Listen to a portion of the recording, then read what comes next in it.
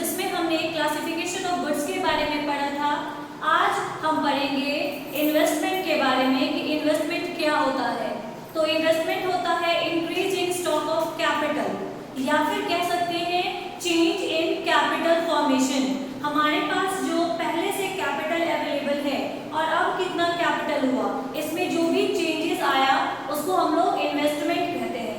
इसको हम लोग रिप्रेजेंट कैसे करते हैं? तो इन्वेस्टमेंट को रिप्रेजेंट करते हैं डेल्टा के से, जहाँ पे I is equal to investment होगा, डेल्टा का मतलब चेंज और K का मतलब कैपिटल होता है। इन्वेस्टमेंट को हम चाहे तो फिर डिवाइड कर सकते हैं दो पार्ट में, fix investment and inventory investment. अब फिक्स इन्वेस्टमेंट क्या होता है? तो जब इन्वेस्टमेंट किया जाता है फिक्स एसेट्स में तो उसको हम लोग कहते हैं फिक्स इन्वेस्टमेंट। इससे क्या होता है? तो फिक्स एसेट्स बढ़ जाता है। फिक्स एसेट्स बढ़ जाता है या फिर फिक्स इन्वेस्टमेंट करने का फायदा क्या होता है? तो फिक्स इन्वेस्टमेंट करने का फायदा ये होता है कि आप प्रोडक्शन ज़्यादा से ज़्यादा कर सकते हो, मार्केट में आपकी चीज़ों का डिमांड बना रहे और जितना डिमांड किया जा रहा है उतना आप सप्लाई कर पा रहे हो। इसके लिए ज़रूरी है कि फिक्स एसेट्स में भी इन्वेस्टमेंट किया जाए। दूसरा टाइप है इन्वेंट्री इन्वेस्टमेंट। इन्वेंट्री इन्वेस्टमेंट किसको कहते हैं? तो जितनी भी कंपनियां होती हैं, जो भी प्रोडक्शन हाउसेस होते हैं, वो फिक्स इन्वेस्टमेंट तो करते हैं, साथ ही साथ इन्वेंट्री इन्वेस्टमेंट करते हैं। मतलब ये कि अपने पास बहुत सारे ऐसे गुड्स को ला के वो स्टॉक में रखते हैं जिनका कि अभी यूज नहीं है लेकिन आगे यूज हो सकता है। ये किन चीजों के स्टॉक होंगे? तो ये स्टॉक होगा finish goods, semi finish goods और रॉ मटेरियल्स का। और फिर बात ये आती है कि ये कंपनियां आखिर raw materials, semi finish goods और फिनिश गुड्स का स्टॉक बना के क्यों रखती है, इसमें क्यों इन्वेस्ट करती है? तो ऐसा इसीलिए कि अगर रॉ मटेरियल्स अवेलेबल होगा तो सप्लाई कभी भी इंटरप्ट नहीं होगा, अनइंटरप्टेड सप्लाई होता रहेगा चीज़ों का, जिससे कि कस्टमर आपके बने रहेंगे, आपकी चीज़ें मार्केट में बनी रहेंगी, उसका डिमांड मार्केट में बना रहेगा। अगर सेमी फिनिश गुड्स रहेगा तो उसको तुरंत फिनिश गुड्स में कन्वर्ट किया जा सकता है। और अगर फिनिश गुड्स का आपके पास स्टॉक है तो सपोज कि फ्यूचर में डिमांड सडनली बढ़ गया, लोगों ने आपके सामान को बहुत ज़्यादा पसंद किया, बहुत ज़्यादा डिमांड करने लगे, तो उसको आप अचानक से कैसे फुलफिल करोगे? तो अचानक से तभी आप फुलफिल कर पाओगे जब आपके पास पहले से फिनिश गुड्स का स्टॉक होगा, तभी आप कर सकते हैं। ठीक, इन्वेस्टमेंट जो है कभी कभी अनडिजायर्ड भी हो जाता है, यानी कि ये इन्वेंट्री इन्वेस्टमेंट जो हम लोग अपने पास रखते हैं, कभी तो हम लोग प्लान करके रखते हैं कि भाई मुझे finish goods, semi finish goods और रॉ मटेरियल्स का मेरे पास स्टॉक रखना है, तो ये तो प्लान है, ये तो हमने प्लान करके रखा, या जो भी प्रोडक्शन हाउस है उसने प्लान करके रखा। कभी कभी ये अनप्लान भी हो जाता है, इसका मतलब अनडिजायर्ड भी हो जाता है। सपोज कि मैंने सोचा था कि मेरे पास 1000 वॉशिंग मशीन है जो इस साल बिक जाएंगे मार्केट में, लेकिन मेरा वॉशिंग मशीन 800 ही बिका, तो 200 जो वॉशिंग मशीन मेरे पास बच गया वो क्या होगा? मेरा अनडिजायर्ड इन्वेंट्री स्टॉक। ठीक है, अब हमारा नेक्स्ट कॉन्सेप्ट आता है, नेक्स्ट जो टॉपिक है वो है ग्रॉस इन्वेस्टमेंट। ग्रॉस इन्वेस्टमेंट किसको कहते हैं? नेट इन्वेस्टमेंट किसको कहते हैं? तो देखिए, इन्वेस्टमेंट तो आप समझ गए, चेंज इन कैपिटल फॉर्मेशन होता है। इन्वेस्टमेंट दो तरीके से होता है, फिक्स्ड इन्वेस्टमेंट और इन्वेंट्री इन्वेस्टमेंट। तो जब हम लोग फिक्स्ड इन्वेस्टमेंट करते हैं तो कभी कभी क्या होता है, अच्छा मैं लास्ट क्लास में आप लोगों को बताया था कि फिक्स एसेट्स जो है वो दो पर्पस से खरीदते हैं। पहला पर्पस तो ये होता है कि मेरे पास जो कैपिटल स्टॉक है उसमें एडिशन कर लिया जाए, और दूसरा पर्पस होता है कि मेरे पास जो पहले से अवेलेबल कैपिटल स्टॉक है उसको रिप्लेस कर दिया जाए। तो जब हम लोग फिक्स्ड इन्वेस्टमेंट दोनों चीज़ों के लिए करें, सपोज कि मेरे पास 10 मशीन अवेलेबल है, मुझे अपने प्रोडक्शन हाउस में 5 और मशीन चाहिए, तो मैंने 5 और खरीद लिया, अब मेरे पास 15 मशीन हो गया। और ये भी सोचो कि सपोज कि मेरे पास 2 ऐसे मशीन हैं जो खराब हो चुके हैं, तो मुझे उसको रिप्लेस करना है, तो 2 मैंने रिप्लेस कर लिया, तो अभी कुल मिला के मेरे पास रहेगा तो 15 की मशीन, क्योंकि 2 तो खराब था, 2 को मैंने रिप्लेस किया, बाकी 5 मैंने नया खरीदा। तो ये जो इन्वेस्टमेंट होगा इसको हम लोग कहते हैं ग्रॉस इन्वेस्टमेंट, क्योंकि इसमें डिप्रेसिएशन इन्वॉल्व है। अब डिप्रेसिएशन किसको कह रहे हैं? तो हम लोग डिप्रेसिएशन कह रहे हैं रिप्लेसमेंट कॉस्ट को, जिस मशीन को हमने रिप्लेस किया है, जिस मशीन को हमने रिप्लेस किया है उसका पैसा हमने कहाँ से लाया है, तो डेप्रिसिएशन रिजर्व फंड से। डेप्रिसिएशन हमारा नेक्स्ट टॉपिक है जो इसके बाद हम लोग कंटिन्यू करेंगे उसके साथ, ठीक है। तो ग्रॉस इन्वेस्टमेंट वैसी इन्वेस्टमेंट होती है जिसमें नेट इन्वेस्टमेंट प्लस डेप्रिसिएशन दोनों इंक्लूड होता है। तो नेट इन्वेस्टमेंट किसको कहते हैं, तो नेट इन्वेस्टमेंट का मतलब होता है कि जब हम लोग एग्जिस्टिंग कैपिटल स्टॉक में कुछ एडिशन करते हैं, यानी कि मेरे पास 10 मशीन है, मैंने 5 मशीन और खरीद लिया, ये 15 मशीन हो गया, ये मेरा नेट इन्वेस्टमेंट होगा। लेकिन वही डेप्रिसिएशन या रिप्लेसमेंट कॉस्ट किसको कहेंगे, तो जो 2 मशीन मेरा खराब हो गया था उसको हमने रिप्लेस किया तो वो मेरा रिप्लेसमेंट कॉस्ट हो गया, ठीक है। तो ग्रॉस इन्वेस्टमेंट का भी कॉन्सेप्ट क्लियर है। ग्रॉस इन्वेस्टमेंट का मतलब नेट इन्वेस्टमेंट प्लस डेप्रिसिएशन। वही अगर नेट इन्वेस्टमेंट निकालना है तो ग्रॉस इन्वेस्टमेंट में से डेप्रिसिएशन माइनस कर देंगे, मेरा नेट इन्वेस्टमेंट निकल जाएगा। या फिर नेट इन्वेस्टमेंट डायरेक्टली आप कह सकते हो कि addition to the capital stock को हम लोग कहते हैं नेट इन्वेस्टमेंट। अब नेक्स्ट टॉपिक ये है कि सिग्निफिकेंस क्या है इन्वेस्टमेंट का, हम लोग इन्वेस्टमेंट करते क्यों हैं। तो अगर इन्वेस्टमेंट नहीं करेंगे तो इकोनॉमी में कैपिटल सर्कुलेट नहीं होगा, पैसा सर्कुलेट नहीं होगा। जब पैसा ही नहीं होगा तो एम्प्लॉयमेंट अपॉर्चुनिटीज कैसे क्रिएट होंगी।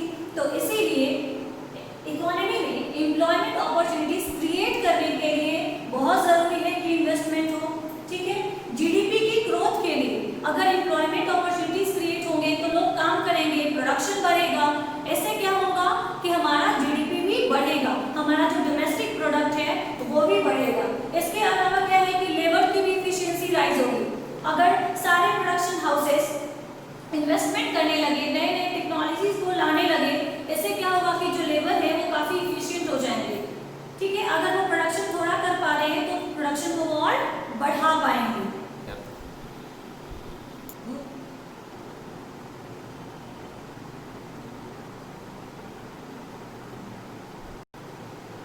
हमारा नेक्स्ट टॉपिक है डेप्रिसिएशन। अभी जस्ट हम लोगों ने बात करा जब हम लोग ग्रॉस इन्वेस्टमेंट कर रहे थे तो कि gross investment is equal to क्या होता है, नेट इन्वेस्टमेंट प्लस डेप्रिसिएशन। तो ये डेप्रिसिएशन क्या है, तो depreciation is the loss of value of fixed assets in use on account of normal wear and tear, accidental damages and expected obsolescence. अब ये क्या है, डेप्रिसिएशन का मतलब होता है कि किसी भी फिक्स एसेट्स को अगर हम कंटिन्यूअसली यूज करते हैं तो यूज करते करते क्या होता है कि उसका वैल्यू रिड्यूस करने लगता है, उसका जो कैपेसिटी है प्रोडक्शन का वो कम होने लगता है।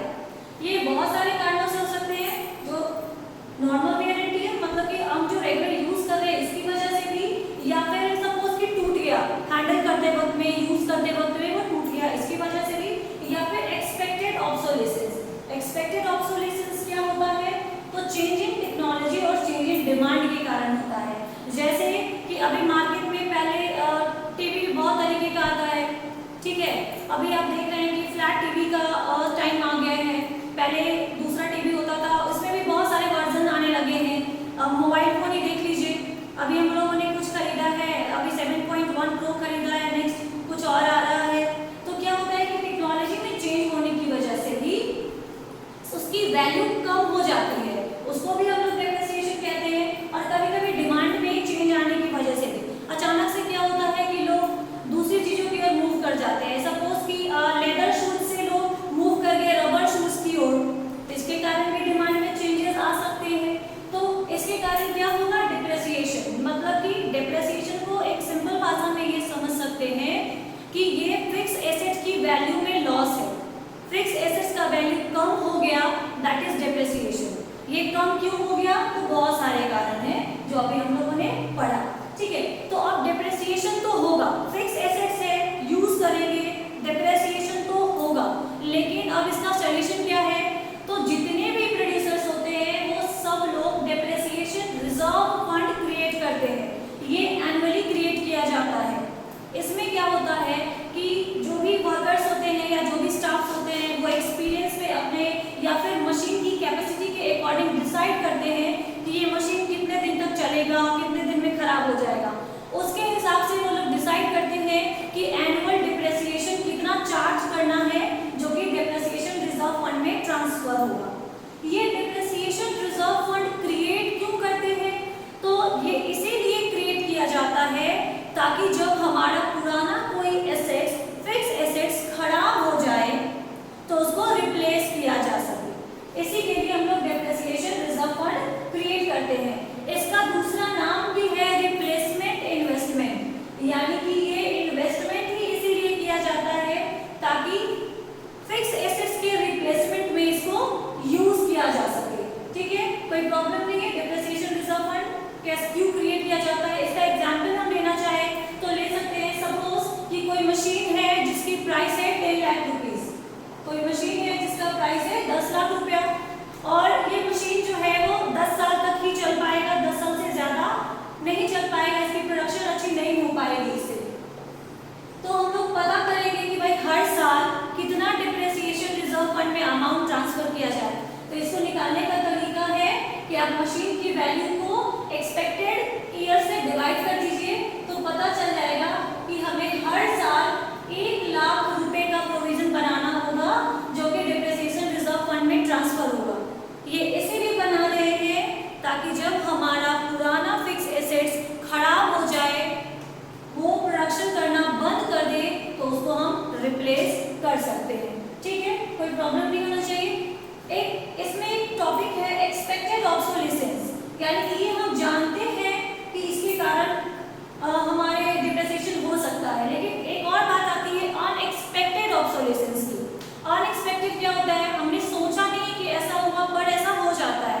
इसके पीछे 2 रीजन है। एक तो भगवान नेचुरल कैलेमिटीज, ठीक है, लाइक अर्थक्वेक हो गया, फ्लड हो गया, आग लग गया, ये सारे हो सकते हैं। और दूसरा रीजन है इकोनॉमिक रिसेशन, आर्थिक मंदी, जैसे अभी हो रखा है लॉकडाउन की वजह से। ठीक है, तो इन सब की वजह से भी जो एसेट्स होते हैं उसका वैल्यू डिक्रीज कर जाता है। तो ये था हमारा डिप्रिसिएशन। देखिए, अगर एक्सपेक्टेड ऑब्सोलेसेंस के कारण एसेट्स की वैल्यू डिग्रेड हुई तो इसकी भरपाई होगी डिप्रिसिएशन रिजर्व फंड से, यानी कि डिप्रिसिएशन हुआ तो डिप्रिसिएशन रिजर्व फंड से दोबारा रिप्लेसमेंट हम लोग एसेट्स खरीद लेंगे। लेकिन अगर अनएक्सपेक्टेड ऑब्सोलेसेंस हुआ तब क्या होगा? अगर अनएक्सपेक्टेड ऑब्सोलेसेंस है तो उसको हम लोग मानते हैं कैपिटल लॉस। इसकी भरपाई हम लोग डिप्रिसिएशन रिजर्व फंड से नहीं करेंगे, बल्कि किससे होगा? तो इसकी भरपाई इंश्योरेंस कंपनी वाले करेंगे, क्योंकि हम लोग अपने फिक्स एसेट्स का इंश्योरेंस करवा के रखते हैं। ठीक है, चलिए तो हमारा नेक्स्ट टॉपिक है स्टॉक एंड फ्लोज। ये जानना इसलिए जरूरी है क्योंकि आगे जो भी चैप्टर आएंगे उसमें स्टॉक और फ्लो के बारे में क्वेश्चन होंगे। और सबसे इम्पोर्टेंट बात ये है कि बिहार बोर्ड हो या सीबीएसई बोर्ड हो, दोनों के एग्जाम में इस टॉपिक से रिलेटेड क्वेश्चन होता है। तो अगर आप एग्जाम में अच्छा नंबर लाना चाहते हैं तो इस टॉपिक और इसके एग्जाम्पल्स को अच्छे से आप लोग समझ लीजिएगा। चलिए स्टार्ट करते हैं। स्टॉक क्या होता है? Stock is a quantity measured at a particular point of time. किसी पर्टिकुलर पॉइंट ऑफ टाइम पे, जैसे अभी इस वक्त पर्टिकुलर पॉइंट ऑफ टाइम पे हम लोग जो मेजर करते हैं that is known as stock. Stock का एग्जांपल क्या हो सकता है? तो वेल्थ, जैसे फिलहाल इस वक्त में पॉकेट में कितना धन है, कितना पैसा है, that is example of stock. उसके अलावा लेबर फोर्स, सपोज कि किसी प्रोड्यूसर ने अपने प्रोडक्शन हाउस में कितने सारे लोगों को काम दे रखा है। ठीक है, कैपिटल, बिजनेस स्टार्ट करने के लिए कितना का कैपिटल लगाया गया है, ये भी स्टॉक नेचर का है। मतलब ये स्टॉक का मतलब होता है स्टैटिक इन नेचर, जो बदलता नहीं है, यानी कि ये टाइम डायमेंशनल नहीं है। ये पूछा गया कि अभी इस वक्त की सिचुएशन क्या है। ठीक है, तो इसको हम लोग कहते हैं स्टॉक। इसका एग्जांपल और भी हो सकता है, जैसे कि पॉपुलेशन ऑफ अ कंट्री, अभी इस समय कितना पॉपुलेशन है कंट्री का, अभी बैंक डिपॉजिट कितना है मेरा या आपका। ठीक है, इस तरीके से क्वांटिटी ऑफ मनी, ये सारे एग्जांपल होंगे स्टॉक के। नेक्स्ट है हमारा टॉपिक फ्लो। फ्लो का मतलब क्या होता है? तो फ्लो जो है वो डायनेमिक होता है नेचर में। ठीक है, और इसको डिफाइन कैसे कर सकते हैं? तो a flow is a quantity measured over a specified period of time. ये एक पीरियड ऑफ टाइम के लिए मेजर किया जाता है, like per day, per hour, per year, per month. ठीक है, इसमें मेंशन किया, इसमें इसको मेजर किया जाता है।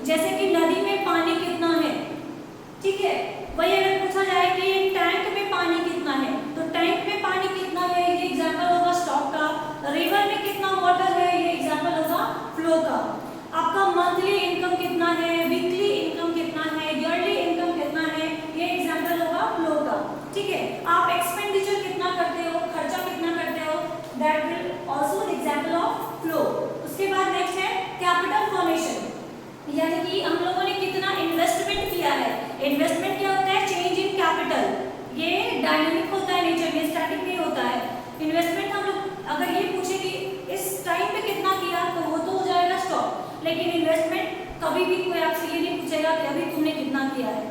कोई भी आके आपसे पूछेगा कि भाई आप साल में कितना इन्वेस्ट करते हो या महीने का कितना इन्वेस्ट करते हो, तो ये फ्लो नेचर का होगा। इसके अलावा एग्जांपल इंटरेस्ट ऑन कैपिटल, ठीक है। इसके अलावा नंबर ऑफ वर्ड्स, ये सारे एग्जांपल किसके हैं? फ्लो के हैं, ठीक है। स्टॉक और फ्लो दोनों एक दूसरे पे डिपेंडेंट होता है। स्टॉक के बिना फ्लो नहीं हो सकता है और फ्लो के बिना स्टॉक नहीं हो सकता है। फॉर एग्जांपल मेरे अकाउंट में सपोज 20,000 रुपीज है। ये 20,000 रुपीज जो है अभी ये किस नेचर के होंगे? स्टॉक नेचर के होंगे। ये 20,000 कैसे क्रिएट हुआ? सपोज कि मैंने 2,000 पर मंथ इसमें डिपॉजिट किया, तो ये जो 2,000 है पर मंथ जो मैं डिपॉजिट कर रही हूँ ये फ्लो है। इस फ्लो के कारण आज इस वक्त मेरे अकाउंट में सपोज 20,000 रुपीज है, तो ये बना स्टॉक। अब मुझे विड्रॉ करना है, मुझे वीकली विड्रॉ करना है 1,000 रुपीज, तो वीकली 1,000 रुपीज विड्रॉ किया जा रहा है, तो ये फ्लो हुआ। यानी कि दोनों का स्टॉक और फ्लो दोनों का इंटरडिपेंडेंस है, दोनों एक दूसरे पे डिपेंडेंट है, ठीक है। स्टॉक नहीं होगा तो फ्लो नहीं होगा और फ्लो नहीं होगा तो स्टॉक नहीं होगा। अब हमारा जो नेक्स्ट टॉपिक या नेक्स्ट चैप्टर बहुत के बुक में रहता है वो है सर्कुलर फ्लो ऑफ मनी, जो कि हम लोग अपने नेक्स्ट वीडियो में करेंगे। आप लोग देखते रहिए ताकि आपको पता चल सके। अगर आप पहला वीडियो नहीं देखे तो पहले वीडियो जाके देख लीजिए, इससे आपको सारा चीज अच्छे से समझ में आएगा, ठीक है। फिर मिलते हैं नेक्स्ट वीडियो।